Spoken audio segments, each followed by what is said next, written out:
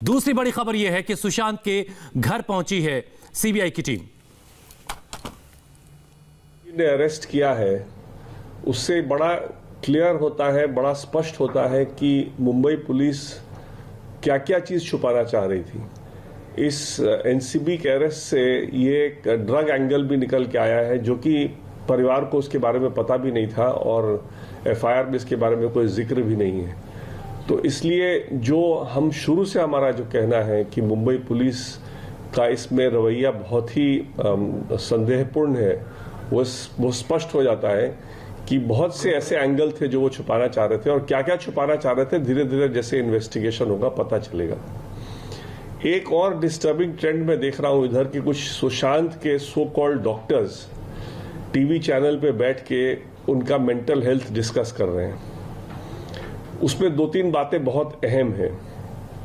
Medical council of India professional etiquette rules के अंतर्गत कोई भी डॉक्टर अपने पेशेंट का जो सेंसिटिव इंफॉर्मेशन है किसी से शेयर नहीं कर सकता है।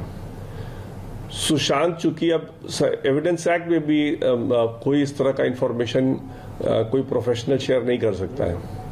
सुशांत चूंकि अब नहीं रहे तो आज के दिन में अगर कोई बात उनके बारे में शेयर करनी है तो उनके लीगल हेयर से पूछ के ही करनी है जो कि उनके पिता हैं। जिस तरह से डॉक्टर बात कर रहे हैं कि उनकी सुशांत की मां का मानसिक स्थिति ठीक नहीं था, उनको ये तक नहीं मालूम कि उनकी मां का देहांत ब्रेन हेमरेज से हुआ था, कोई मानसिक स्थिति की वजह से नहीं हुआ था।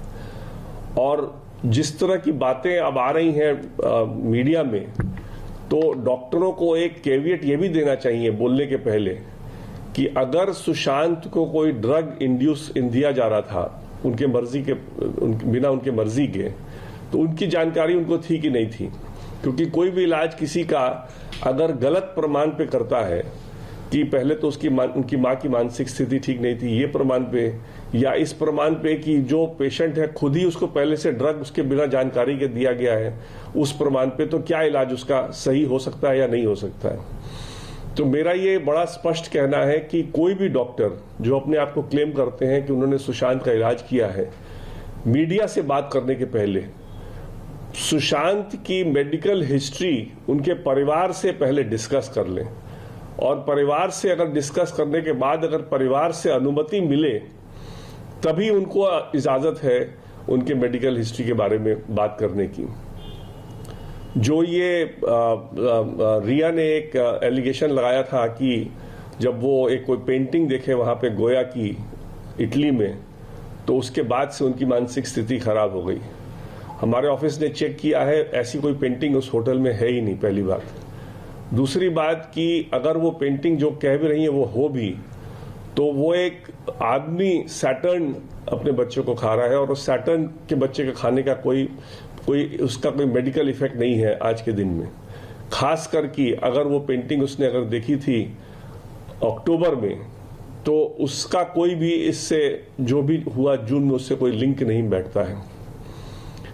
और आखिरी बात, रिया के हिसाब से भी जो उनके स्टेटमेंट आ रहे हैं, जिसको हम सारा रिकॉर्ड मेंटेन कर रहे हैं, किस तरह से वो बदलते जा रही हैं स्टेटमेंट, वो सारे हम उसको आगे यूज करेंगे।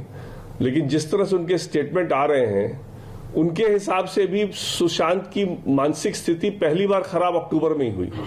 तो इसका मतलब कोई भी उनकी मानसिक स्थिति उनके हिसाब से भी पहले नहीं थी। तो ये सारी बातें मेरे को लगा कि ये जरूरी है, क्योंकि ये बहुत से। और इस वक्त की सबसे अहम तस्वीरें, ये सुशांत के घर की तस्वीरें आप देख रहे हैं जहां सीबीआई की टीम पहुंची है। आज फिर एक बार सीबीआई की टीम सुशांत के घर की पहुंची है। वहां पर आज फिर से वो इन्वेस्टिगेट करना चाहती है। बहुत सारे सवाल हैं शायद जिनके जवाब अभी उनको मिलने बाकी हैं और शायद इसी तलाश में एक बार फिर से सुशांत के घर पहुंची है सीबीआई की टीम। उधर एनसीबी जो है वो चारों को लेकर के सायन अस्पताल पहुंची। चारों का चार, जिसमें सैमुअल मिरांडा, शौविक चक्रवर्ती, बासित और जैद